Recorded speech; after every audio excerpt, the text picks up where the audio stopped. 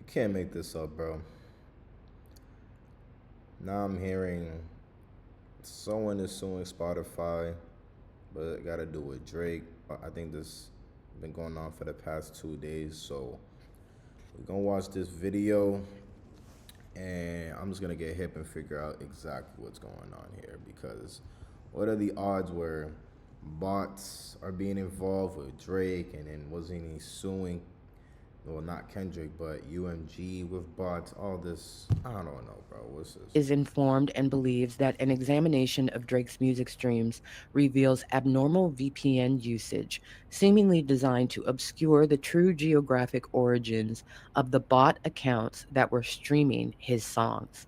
For example, plaintiff is informed and believes that over a 4-day period in 2024, at least 250,000 streams of Drake's song, No Face, originated in Turkey but were falsely geomapped Hmm. through the coordinated use of VPNs to the United Kingdom Hmm. in an attempt to obscure their origins.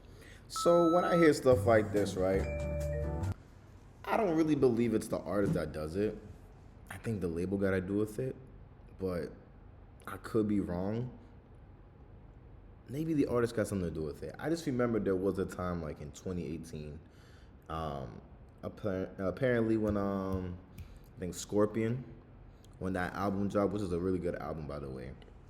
Apparently, a bunch of the songs were in so many playlists with genres that didn't even match with the album. Like I think it was on like a Christian album or like some country, like a whole bunch of stuff. And technically, that's not botting. That's just like, like it just doesn't fit with the playlist, which is kind of weird. But let's just continue.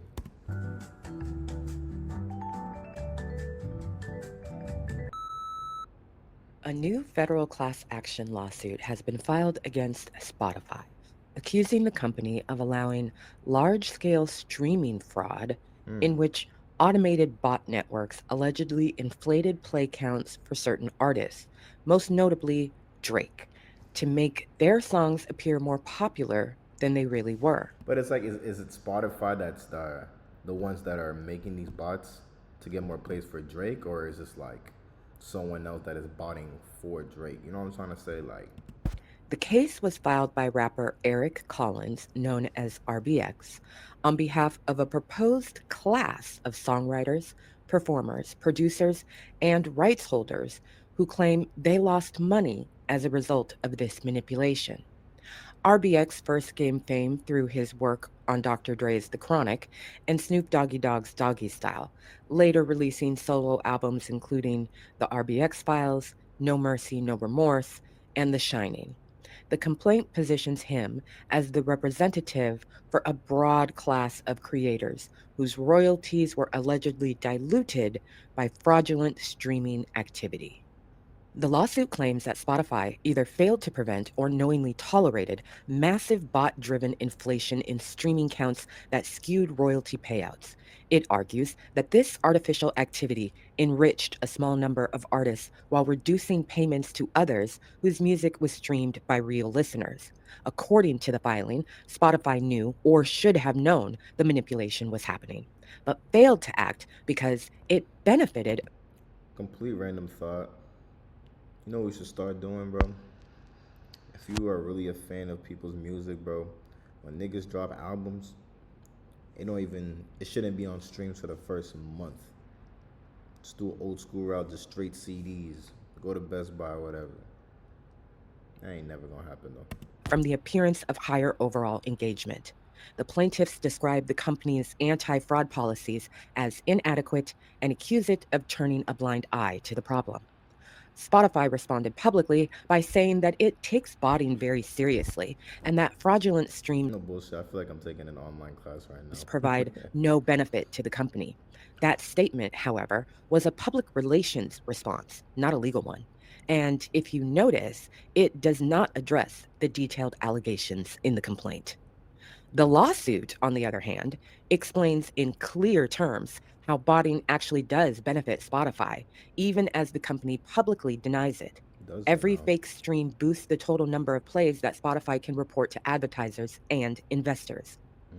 Higher totals make the platform seem more popular, which allows the company to charge more for ads and to highlight its growth in financial filings. These Interesting. inflated numbers, the lawsuit says, create the illusion of constant engagement while hiding the harm done to smaller artists who lose royalty shares as a result. The inclusion of Drake in the complaint is not a publicity stunt, but a key part of the plaintiff's case. In class action, It's kind of weird to me though because I always thought that like if Spotify noticed that there's bots going on in a specific song or whatever, they will report it towards the artist. But maybe I'm wrong because apparently it does help them because I remember when I posted, I'm never gonna forget this one time a few years back. I had a song on Spotify, like back in like 2021, and I sent it over to this playlist that said they're gonna put my music on there, and automatically out of nowhere got like 21,000, and I was like, whoa, this is weird. And I think DistroKid had hit me up about it, like, yo, like what's something about like botting or issue, but I didn't mean to do it, but that so happened, and I never used that again. But I thought that would be something that Spotify don't want to see, but maybe it's different for like bigger artists, so I don't know. attorneys must show not just that misconduct occurred, but how it worked, who benefited, and who was harmed. Drake's catalog provides a clear example of that mechanism. He is the most streamed artist in Spotify history, so even a small percentage of artificial inflation would translate into tens of hundreds of millions of misallocated royalties. By focusing on him, the plaintiffs can demonstrate the means and scope of the alleged fraud and how Spotify's system either enabled it or ignored it. And The this is just for the song No Face, or like is this through like his catalog of music though? theory rests on the zero sum structure I'm pretty sure the rest of it is organic. of Spotify's royalty pool. If bot accounts inflate the stream count for one artist, other artists automatically receive less. This structure makes Drake's numbers central to the plaintiff's argument. If even the top artist on the platform has inflated streams, it means the system itself is compromised and damages are widespread. But how did this complaint come about So in it the seems first more effective if you're like the biggest artist on the platform. place? And how were they able to describe streaming numbers attached to Drake's music with such specificity? The path to filing this lawsuit likely began inside the law firm itself, rather than with RBX. Large contingency-based firms such as Barron and Budd, which filed this case, often identify major issues of public interest and develop them before recruiting a lead plaintiff. These firms treat investigative work as a business investment, commissioning research, hiring analysts, and drafting complaints to see if the case is viable. Once the legal and technical theories are sound, they approach someone credible who can serve as a class representative. RBX, with his standing in hip hop and independence for major label conflicts, fits that role well. The complaint's technical depth shows that the lawyers behind it did not rely on internet rumor or guesswork about Drake's music streaming numbers. References to VPN routing, geohash location data, and account level streaming anomalies indicate that the team worked with data analysts or industry insiders. They likely reconstructed a plausible picture of manipulation using a mix of public data, private reporting, and expert modeling. I ain't gonna lie, just seeing that was originated in Turkey just sounds already sus to me for some reason. So it was one of those random countries where they get these bots from, where they say they're from or whatever. Public information from Spotify's own API Sorry if you're from Turkey, you're not random. and charts can show ranking shifts, playlist additions, and market trends over time. When studied across many months or years, that data can reveal patterns inconsistent with normal audience behavior, such as songs that remain unusually high in small markets or that spike overnight without promotion. More than likely, the attorneys collaborated with forensic analysts who specialize in detecting digital fraud. Such experts can model VPN traffic, IP clustering, and device repetition to identify non human activity. The mention of geohash data strongly suggests technical modeling that maps suspicious movement between listening locations, possibly using information from distributors or rights holders with back end access to regional analytics. It is also possible that a digital analytics company or whistleblower first discovered anomalies and shared them with the firm. But the sophistication of the filing suggests that Barron and Budd itself drove the development. The firm likely combined public data collection with third party modeling to document the apparent irregularities in Drake's streams. Once that foundation was built, the firm filed the case on behalf of all affected rights holders. If the claims are proven, Spotify could face extraordinary liability. They're cooked. Because its royalty system is collective, widespread botting would mean years of distorted payments, with money owed to smaller artists and publishers.